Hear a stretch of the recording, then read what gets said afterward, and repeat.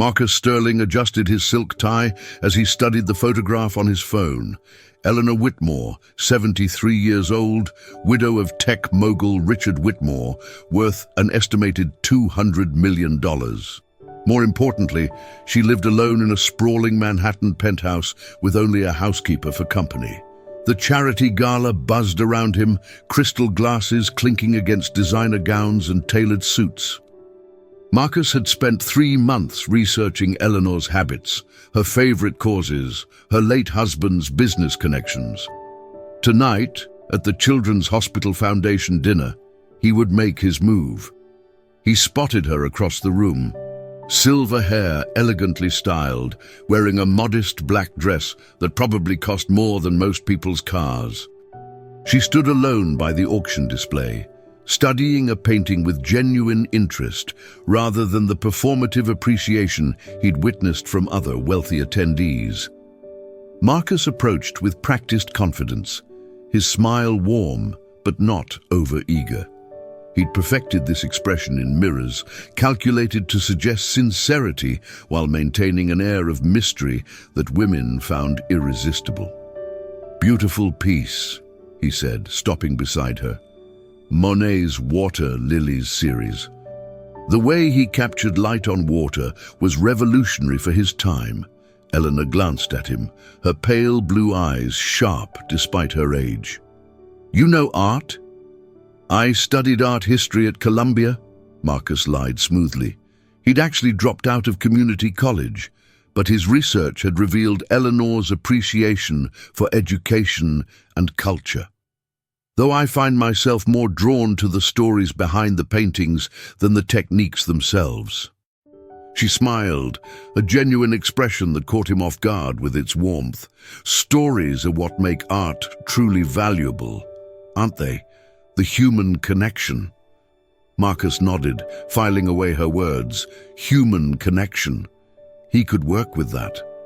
3 weeks later, Marcus had orchestrated 5 coincidental meetings with Eleanor. The art gallery opening where he'd praised her insights about contemporary sculpture. The bookstore where he'd recommended a novel he'd never read but knew she'd mentioned in an interview. The coffee shop near her yoga studio where he'd appeared engrossed in a philosophy text. Each encounter built upon the last, creating a narrative of serendipity that Eleanor seemed to find charming rather than suspicious. Marcus congratulated himself on his subtlety as he waited outside the Metropolitan Museum, knowing she visited every Tuesday afternoon. When Eleanor emerged from the museum, Marcus timed his approach perfectly, nearly colliding with her on the steps. "Eleanor! What a pleasant surprise," he said, steadying her elbow with gentle concern. "I was just heading in to see the new Byzantine exhibition." "Marcus, hello," she replied, her face lighting up with what appeared to be genuine pleasure. "I've just come from that very exhibition. The craftsmanship in those religious artifacts is extraordinary." They walked together toward Fifth Avenue. Marcus, matching her measured pace, he'd noticed she favored her left leg slightly, probably arthritis, though she never complained. These small observations were weapons in his arsenal of manufactured intimacy. "Would you perhaps join me for tea?" he asked as they reached the street corner. "I'd love to hear your thoughts about the exhibition before I see it myself." Eleanor hesitated, and Marcus held his breath. This was the crucial moment, the transition from casual acquaintance to something more deliberate. "I'd like that," she said finally. "There's a lovely place just around the corner." As they walked, Marcus felt a flicker of something unexpected. Her laugh was infectious, her observations about art surprisingly insightful. He pushed the feeling aside. Sentiment was a luxury he couldn't afford. The tea shop was intimate, with worn leather chairs and walls lined with books that looked actually read rather than decoratively arranged. Eleanor ordered Earl Grey. Marcus chose the same, though he preferred coffee. Mirroring was a fundamental principle of manipulation.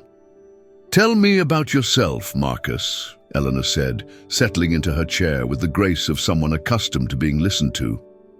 I realize we've had several lovely conversations, but I know very little about your life. Marcus had prepared for this moment extensively. His backstory was a careful construction of half-truths and strategic omissions designed to evoke sympathy while maintaining an air of noble struggle. "I'm afraid my story isn't particularly exciting," he began, allowing a note of self-deprecation to color his voice. "I lost my parents in a car accident when I was 22. Just finished college, thought I had the world figured out. Suddenly I was alone, dealing with their debts, trying to salvage what I could of the small business they'd built." Eleanor's expression softened with compassion. "I'm so sorry. That must have been devastating." "It was," Marcus continued, surprised by how easily the fabricated emotion came. "I spent years just trying to stay afloat financially. By the time I'd sorted everything out, I realized I'd lost touch with most of my friends, never really built a career of my own. I've been trying to figure out what comes next." The truth was far less sympathetic. Marcus had grown up in foster care, bouncing between homes until he aged out of the system. His survival had depended on reading people, understanding what they wanted to hear, becoming whoever they needed him to be. "Starting over takes courage," Eleanor said quietly. "I should know something about that myself." Marcus leaned forward slightly, projecting interest and concern. "After your husband passed?" Eleanor nodded, her fingers tracing the rim of her teacup. 50 years of marriage, then suddenly, silence. Eleanor's penthouse was everything Marcus had imagined, and more. Floor-to-ceiling windows offered panoramic views of Central Park, while museum-quality art adorned walls that probably cost more to paint than most people earned in a year.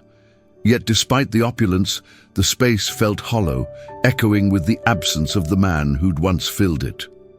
"Richard designed this room," Eleanor said, leading Marcus to a sitting area where family photographs clustered on antique side tables. "He said the view reminded him why he worked so hard, to give us this life." Marcus studied the photographs, noting the progression from young couple to established family to aging partners. In the later images, Eleanor's smile seemed forced, though Richard's remained genuinely affectionate. "He must have loved you very much," Marcus said, the words feeling strange in his mouth. He wasn't accustomed to discussing genuine emotion, even in pretense. "He did," Eleanor replied, but something in her tone suggested complexity beneath the simple statement. "Love can be complicated, though.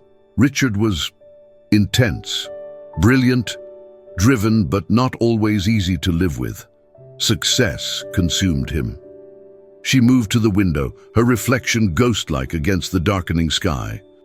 Marcus recognized the pose of someone accustomed to solitude and felt an unexpected pang of something that might have been sympathy. "The hardest part isn't the grief," Eleanor continued. "It's the silence. 50 years of sharing every thought, every decision, every meal. Now I talk to myself just to hear a voice in these rooms." Marcus approached carefully, stopping just close enough to suggest comfort without presumption. "You shouldn't have to be alone." Eleanor turned to him, her eyes searching his face with an intensity that made him momentarily uncomfortable. "No," she said softly, "I suppose I shouldn't." The moment stretched between them, heavy with implication and possibility. 2 months into their friendship, Marcus had become a regular presence in Eleanor's life. He accompanied her to gallery openings, joined her for weekly dinners, even helped her navigate the complexities of her late husband's business affairs when her lawyers proved frustratingly obtuse. The financial information he'd gathered was staggering. Beyond the obvious assets, Eleanor controlled a network of investments and properties that generated millions in passive income. She was, quite literally, one of the wealthiest women in America, yet she lived with surprising modesty. "Money doesn't bring happiness," she told him one evening as they walked through Central Park. Richard learned that too late. He spent so much time accumulating wealth that he forgot to enjoy it. Marcus had nodded sympathetically while calculating the monthly interest on her portfolio. With careful management, he could live comfortably for the rest of his life on a fraction of her assets. Tonight, Eleanor had invited him to a private dinner at her penthouse. The housekeeper had prepared rack of lamb, with a wine that probably cost more than Marcus's monthly rent. Candles flickered on the dining table, casting warm shadows across Eleanor's face. "I have something to tell you," Eleanor said, as they finished the main course. Her voice carried a nervousness that Marcus had never heard before. "Of course," he replied, leaning forward with practiced attention. "I've grown quite fond of you, Marcus. More fond than perhaps I should have, given our age difference." She paused, her fingers twisting her wedding ring. "I know it might seem foolish, an old woman developing feelings for a younger man, but I can't help how I feel." Marcus felt a surge of triumph. This was the moment he'd been working toward, the vulnerability that would open the door to her fortune. Yet something in her expression gave him pause. "Eleanor," he began carefully. "Please, let me finish," she said. "I'm not naive. I understand how this might appear to others." Eleanor rose from the table and moved to the window, her silhouette elegant against the city lights. Marcus remained seated, his mind racing through possible responses to her confession. He needed to be careful here, to seem surprised but not shocked, flattered but not calculating. "I've been alone for 3 years," Eleanor continued, her voice steady despite the emotion beneath it. "I thought I was content with solitude, that I'd had my chance at love and didn't need another. But then you appeared, with your kindness and your stories and your way of really listening when I speak." She turned back to him, her eyes bright with unshed tears. "I know what people would think, that I'm a foolish old woman being taken advantage of by a handsome young man. Perhaps they'd be right to think that." Marcus stood slowly, moving toward her with calculated hesitation. "Eleanor, I'm not asking for anything," she said quickly. "I just needed you to know these feelings, they're real, even if they're inappropriate." Marcus reached for her hands, finding them surprisingly warm and steady. This was the moment that would define everything. He could see the vulnerability in her eyes, the hope she was trying to suppress. All he had to do was say the right words, make the right gestures, and her fortune would be within reach. "They're not inappropriate," he said softly, surprised by the gentleness in his own voice. "And you're not foolish. You're an extraordinary woman, Eleanor. Any man would be lucky to earn your affection." The words felt different in his mouth than his usual manipulations. There was something about her courage in this moment, her willingness to risk rejection, that touched something he'd thought long dead. Eleanor's eyes searched his face. "Do you mean that?" Marcus nodded, though he wasn't entirely sure what he meant anymore. "I do." She smiled then, radiant and relieved, and Marcus felt something shift inside his chest. The relationship that followed was unlike anything Marcus had experienced. Eleanor was generous without being ostentatious, intelligent without being condescending, affectionate without being possessive. She introduced him to her small circle of friends as her dear companion, deflecting their obvious curiosity with grace and humor. Marcus found himself enjoying her company in ways he hadn't anticipated.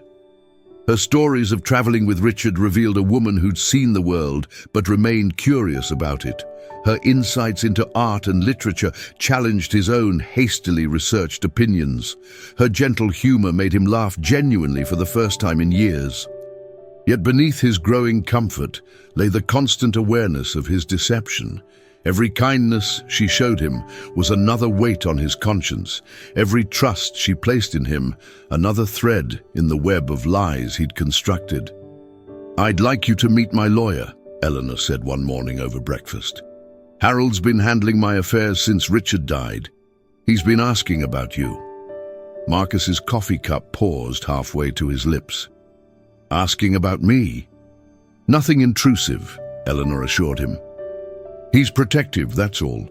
Richard asked him to look after me, and Harold takes that responsibility seriously, perhaps too seriously sometimes. Marcus nodded, though his mind was already racing. A lawyer's scrutiny was the last thing he needed. Professional investigators could uncover the gaps in his fabricated history, expose the carefully constructed lies that formed the foundation of their relationship. "Of course," he said. "I'd be happy to meet him." Eleanor reached across the table to squeeze his hand. "Thank you for being so understanding.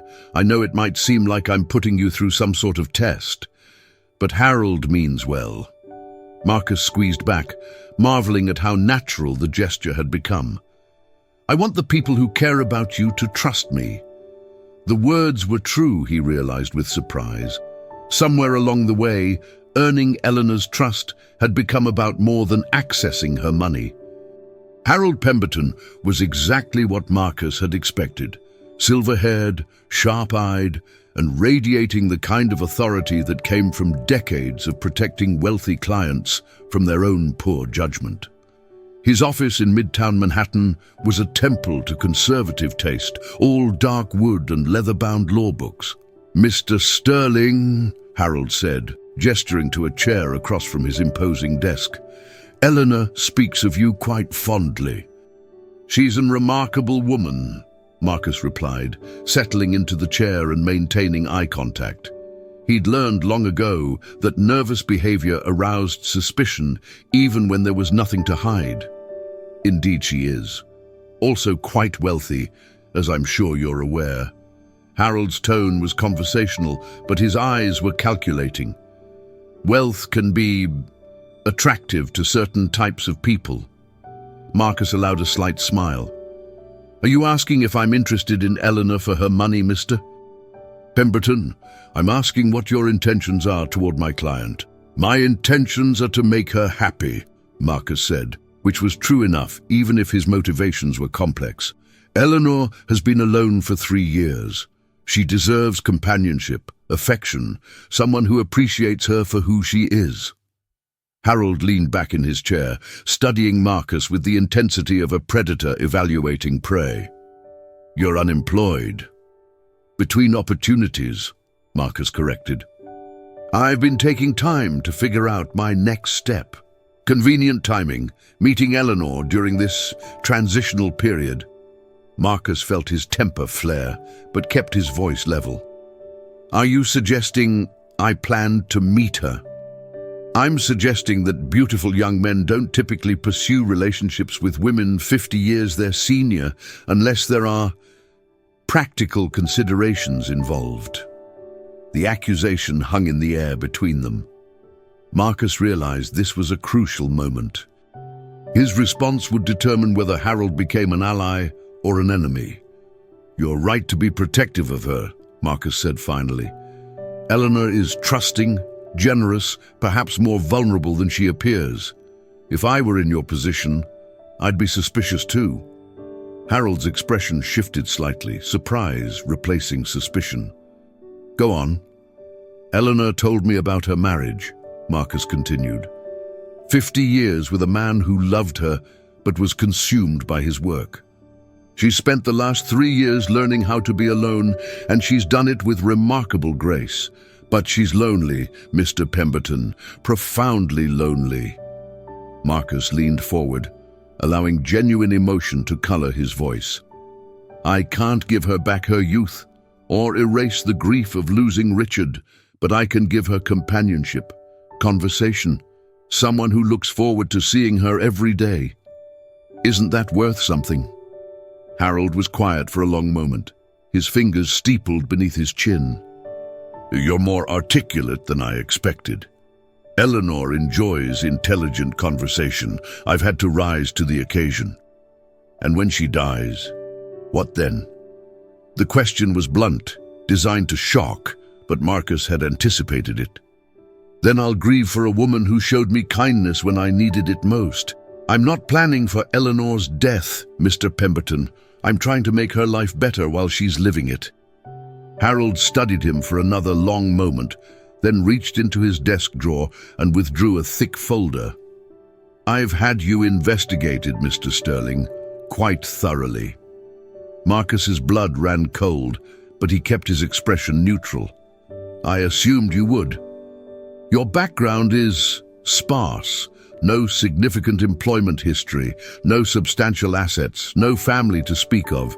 You're either very good at hiding your past, or you have very little past to hide." "The latter," Marcus said quietly. "I grew up in foster care, aged out of the system at 18, worked whatever jobs I could find, never really built anything lasting. It's not a history I'm proud of." Harold's expression softened slightly. "That explains the gaps. It doesn't explain what you want from Eleanor." Marcus met his eyes directly. "I want to matter to someone. Is that so hard to understand?" The conversation with Harold had shaken Marcus more than he cared to admit. Not because of the lawyer's suspicions, but because of the truths that had emerged from his own mouth. When had his feelings for Eleanor become so complicated? That evening, he found Eleanor in her study, reading by lamplight with reading glasses perched on her nose. She looked up as he entered, her face brightening with the smile that had become as familiar as breathing. "How did it go with Harold?" she asked, setting aside her book. "He's protective of you," Marcus said, settling into the chair beside her. "I respect that. He can be a bit intense. Richard always said Harold missed his calling as a prosecutor." Eleanor removed her glasses, studying Marcus's face. "You look troubled. Did he upset you?" Marcus considered lying, offering some dismissive comment about overprotective lawyers. Instead, he found himself speaking honestly. "He asked what I want from you." "And what did you tell him?" "That I want to make you happy." Marcus paused, then added, "The truth is, I'm not sure I know what I want anymore." Eleanor reached for his hand, her touch gentle and warm. "That's honest, at least. I'm not sure I know what I want either. This is all rather new territory for me." They sat in comfortable silence for a moment, her hand in his, the lamplight casting soft shadows across her face. Marcus found himself studying her features, noting the laugh lines around her eyes, the elegant curve of her neck, the way her silver hair caught the light. "Eleanor," he began, then stopped, unsure how to voice the confusion in his heart. "What is it, dear?" "I care about you," he said finally. "More than I expected to. More than I planned to." She smiled, squeezing his hand. "Feelings have a way of surprising us, don't they? The heart rarely follows the plans we make for it." Marcus nodded, though he wondered if she would say the same if she knew the plans he'd originally made. 3 months later, Marcus had settled into a routine that felt dangerously close to genuine domesticity. He spent most evenings at Eleanor's penthouse, sharing meals and conversation, accompanying her to social events, even helping her with correspondence and small business matters. To outside observers, they appeared to be a devoted couple despite their age difference. Yet the weight of his deception grew heavier each day. Every kindness Eleanor showed him, every trust she placed in him, every moment of genuine affection between them added to his burden of guilt. He'd begun to wonder if he could go through with his original plan, if he could actually bring himself to hurt someone who'd shown him such generous love. The answer came on a Tuesday evening in November. Eleanor had been unusually quiet during dinner, picking at her food and responding to his conversation with distracted murmurs. When they moved to the living room for coffee, she remained standing by the window, her reflection ghost-like against the dark glass. "Eleanor," Marcus approached carefully. "Is everything all right?" She turned to face him, her expression serious in a way he'd never seen before. "Marcus, I need to tell you something. Something I should have told you months ago." His heart began to race. Had she discovered his true intentions? Had Harold's investigation uncovered something damaging? "I'm dying," she said simply. The words hit him like a physical blow. What? Pancreatic cancer, stage 4. I was diagnosed 6 months ago, about a month before we met. Eleanor's voice was steady, matter-of-fact, as if she were discussing the weather. The doctors gave me 6 to 12 months. I've been receiving treatment, but it's palliative, not curative. Marcus sank into the nearest chair, his mind reeling. Why didn't you tell me? Because I wanted to live normally for as long as possible. I wanted to enjoy whatever time I had left without being treated like a dying woman. Eleanor moved to sit across from him, her hands folded calmly in her lap. And because I wanted to know if you could care for me as a person, not as a patient. Marcus stared at Eleanor, his carefully constructed world crumbling around him. Everything he thought he knew, every calculation he'd made, every assumption about her vulnerability had been wrong. She hadn't been a naive victim waiting to be exploited. She'd been a dying woman choosing how to spend her final months. How long have you known? He asked, his voice barely above a whisper. About my feelings for you? Or about your original intentions? The question hit him like ice water. You know? Eleanor smiled sadly. Marcus, I've been wealthy for 50 years. I've seen every type of fortune hunter, every variety of charming young person with expensive tastes and flexible morals. Did you really think I wouldn't recognize the signs? Marcus felt the blood drain from his face. Eleanor, Let me finish, she said gently. I knew from our second meeting that you were researching me, learning my habits, positioning yourself in my path. Harold confirmed it within a week of our first dinner together. Then why? Marcus's voice cracked. Why did you let me continue? Because I was lonely, Eleanor said simply, because even manufactured companionship was better than the silence in these rooms, because I thought perhaps if I was kind enough, patient enough, you might eventually develop genuine feelings for me. Marcus buried his face in his hands, shame washing over him in waves. I'm sorry. God, Eleanor, I'm so sorry. Are you? Sorry for deceiving me or sorry for getting caught? He looked up at her, this remarkable woman who'd shown him kindness he'd never deserved, who'd trusted him even while knowing his true nature. Both, he admitted, but mostly sorry for deceiving you. You deserved better. Eleanor nodded slowly. Yes, I did. But I also got something I didn't expect. What? I got to watch you become a better person. The man sitting across from me now isn't the same man who approached me at that charity gala.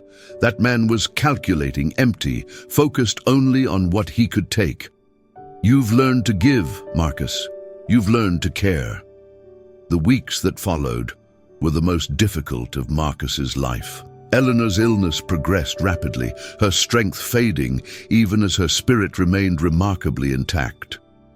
She'd refused aggressive treatments that might have bought her a few more months, choosing instead to focus on quality over quantity. Marcus found himself transformed by her courage. The man who'd once seen her as a mark now saw her as a teacher, showing him what grace looked like in the face of mortality. He helped her with daily tasks as her energy waned, read to her when her eyes grew tired, simply held her hand when words weren't enough. I've made some changes to my will, Eleanor told him one afternoon as they sat together in her study. Harold has the details, but I wanted you to know. Marcus's stomach clenched. Eleanor, I know you don't. That's exactly why you're getting it. She smiled at his confused expression. I'm leaving you enough to be comfortable, Marcus. Not wealthy, but comfortable. Enough to give you time to figure out who you want to be, now that you know who you don't want to be. I don't deserve it. No, you don't. But I'm not giving it to you because you deserve it. I'm giving it to you because I believe you'll use it well. You've learned the difference between taking and receiving, between manipulating and caring. That's worth something. Marcus felt tears threatening, an emotion he'd suppressed for so long he'd forgotten how it felt. What about the rest? Charities mostly. Organizations that help children in foster care, support programs for aging adults, medical research. The money will do more good in the world than it would sitting in accounts. She reached for his hand, her grip weaker than it had been weeks before. I have one request, though. Anything. Stay with me. Until the end. I don't want to die alone. Marcus squeezed her hand gently. I'll stay as long as you want me. Even though you know there's no fortune to inherit, especially because of that, he said, and meant it completely. Eleanor passed away on a quiet Thursday morning in December, with snow falling softly outside her bedroom windows and Marcus holding her hand. She'd spent her final weeks sharing stories of her life with Richard, her regrets and joys, her hopes for the future she wouldn't see. I'm grateful, she'd whispered the night before, her voice barely audible. For Richard, for the life we built together, and for you for showing me that love can come in unexpected forms. Marcus had stayed awake all night, watching her breathe, memorizing her face, trying to understand how someone he'd intended to deceive had ended up saving him instead. The funeral was small but elegant, attended by Eleanor's few remaining friends and the staff who'd cared for her. Harold delivered a eulogy that captured her grace and generosity without mentioning the circumstances of her final months. Marcus sat in the back, feeling like an intruder, even though Eleanor had specifically requested his presence. Afterward, Harold approached him outside the cemetery. She left you a letter, the lawyer said, handing him an envelope sealed with Eleanor's distinctive handwriting. Marcus waited until he was alone in his small apartment to open it. Inside, Eleanor's elegant script filled 2 pages with her final thoughts. My dear Marcus, the letter began, if you're reading this, then I've completed my final lesson plan, and you've graduated from student to teacher. The money I've left you comes with only one condition.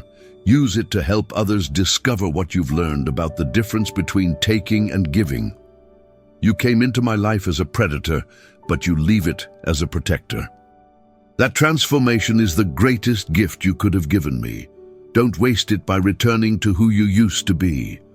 Love was never about the money, Marcus.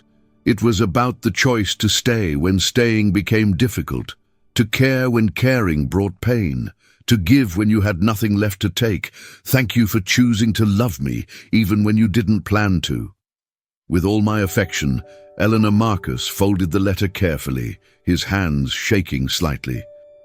Outside his window, the city continued its relentless pace, millions of people pursuing their own dreams and schemes and desperate plans for survival.